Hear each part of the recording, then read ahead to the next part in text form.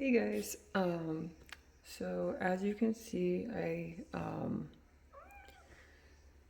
went ahead and I redid my leopard gecko's tank. Before I just had eco or substrate with some decorations and hides and stuff, and it was just really meh. I noticed my leopard geckos just weren't as active as they should be, and sorry, my cat is being a huge distraction. This is Binksy Boo. And she has no tail. And she has to have all the attention on her. Anyways. But yeah, getting back to this. My leopard geckos just hadn't been as active, and I felt like they needed something more. So I started doing some research on bioactive terrariums, and it really sparked my interest. So I went ahead and this is the turnout for that. I will say I've had my leopard geckos since it'll be 3 years. I want to say this summer sometime. So I've had them for almost 3 years now. And currently they are right in here. Both of them are females. I had them both since they were babies. But yeah, so the initial cost of doing the bioactive setup is a bit costly, I'm not gonna lie. But in my opinion, it's pretty well worth it. So if I'm being honest, it was probably about, I don't know, maybe $250 or so, $300 at the max to get everything that I needed. With their old terrarium, I didn't have any of the lights up here. All I had was a heating mat because that's what I was told. That was all I needed. And while a heating mat is okay to use because they do need the belly heat, or they like the belly heat, it shouldn't be the only source of heat that they get. So, sorry if I'm talking kind of low. My two little ones are sleeping right now, so I'm trying not to wake them up. Okay, so anyways, sorry if my finger keeps getting in the way. So this is a 40-gallon breeder. It's like perfect size. I might even go to a 75-gallon down the road just to give them a lot more space. But for right now, this is what they have. The substrate that I used was the Scott's organic topsoil, and that was like maybe $2 or $3 for the bag. I also mixed in some play sand, and you want to make sure you get it's not just sand from outside or sand from the beach. You want to buy the sand.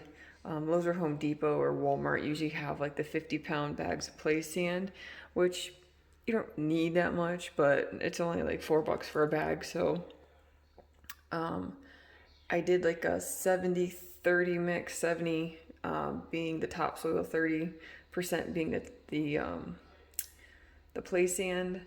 I also mixed in some eco earth quite a bit. I did a whole brick, and then I also added in some I forgot what it's called, some kind of moss, like what they use for the orchids.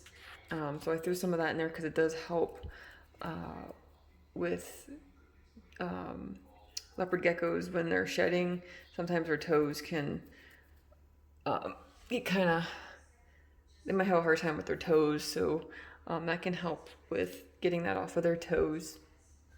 And it actually helps too with your plants when they need water. Now, depending on what kind of plants you get in here, I have all succulents right now. I'm planning on adding a few more different types of plants. This is just what I started out with. So I have, there's a human hide right here. And then I have their main hide, their hot hide over here. I just put some stones on the top here, as you can see, to kind of help keep this side I want to be around 95 degrees. Well, between about 90 and 95. So I've got some stone pebbles up here. I've got some driftwood down here. Let's see, I just have this little, so they can climb up or hide under, whatever they choose. I have some cork logs back here for them to hide in. And then I have this little rock hide here. And then the succulents that I have, this is called elephant bush. This back here is jade. This here is called chicken and hen. I'm not sure the proper name. And then I forget the name of this one. But they're supposed to be pretty hardy. And they don't have to be watered, I think, but once a week, maybe twice a week. So we'll see how that goes. I'm not that great with keeping plants alive, but having plants in your bioactive tank helps.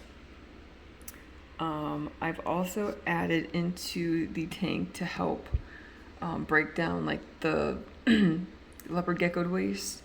I got some isopods that I put in here. I got some springtails that I put in here, and I also threw in a handful of mealworm beetles. They also help with, as a cleanup crew, to help break down everything to keep that bioactive going. I also added in here, I ordered off the Biodude.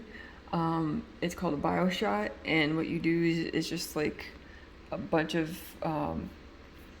it smells very much like fertilizer, but it's to help the organisms in your bio tank to kind of give it a kickstart essentially, and give it a boost. Oh, there she is. Look at that face. We call her Cherylanda. Yes, my kids are obsessed with Bluey. That's Cherylanda, and the other one is Dennis, even though she's a girl.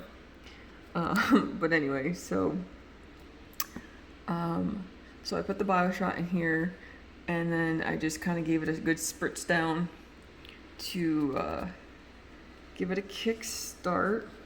Now I also have over here is their food dish and their water dish. I do have to, they like to kick the leaves in there, so I'm gonna have to clean that out here once I'm done with this.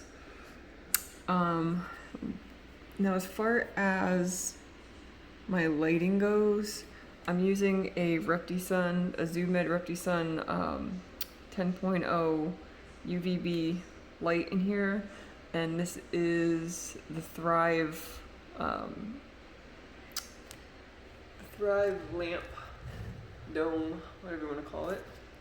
And then in here, this is a Fluker's lamp dome. It's got the dimmer on it, and I'm using an 80-watt Arcadia deep heat penetration bulb. And what this is it doesn't emit any kind of light, and it does have the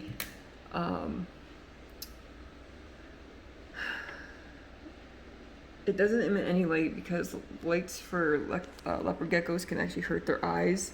They're very sensitive. They can see red lights, they can see the blue, which is why it's important not to use colored lights, because you can really screw up their eyes and their night cycles. And so this is great for keeping this side heated between 90 and 93 degrees without the bright lights being emitted. Obviously the UVB is fine for them. This isn't harmful in any way. Their skin soaks up the UVB that they need to help prevent metabolic bone disease. And she's just like, not sure what she wants to do right now. But I did notice that when I did set this up yesterday that they were pretty active. This morning when I came out, she was basking out here, so that was a good sign. Also, Oh, also what I added in here too, as you can see, is some leaf litter. I had bought some, I don't know if you can see it, yeah, it's just some leaf litter. I bought a small bag of leaf litter, which wasn't enough. So what I did is I just went outside, and we have oak trees outside, so I just grabbed some additional leaf litter and tossed it in here and made sure there wasn't any like crazy bugs or anything in it. But so yeah, this is their setup, and she's just she's so cute. I wish I knew what she was. She's my biggest leopard gecko. She's 10 inches and 104 grams at the moment, so she's pretty big. My other one, Dennis, quote unquote, she's very healthy, but she's just super teeny tiny. So I have no idea I got them from PetSmart, so I have no idea what their lineage is. But they are absolutely the best. They are very laid back. We're able to hold them. Half the time when I put my hand in here, she'll just climb up on my hand and want to come out for a little bit. So yeah, that is their bio setup. Now, what I do in the morning and later in the evening is I'll just spritz the sides of the glass with some water, because they do like to lick, I guess, the sides of the tanks in the morning and in the late evening, so that way they're staying hydrated. And I'm currently, you can see all the little beetles back there. I don't know if you can see them, but there's one right there, there's one right here. They're just kind of crawling all over the place, enjoying themselves. And more than likely they will breed, and there will be some crazy mealworms in here that'll just keep continuing their life cycle, so that's not an issue at all for them though. But I do mainly have them on mealworms right now. I am planning on trying them with crickets. I don't think we had much luck with crickets last time, so I think that's what we're gonna do next. And I do breed my own mealworms, that way I don't have to keep going to the store to buy them.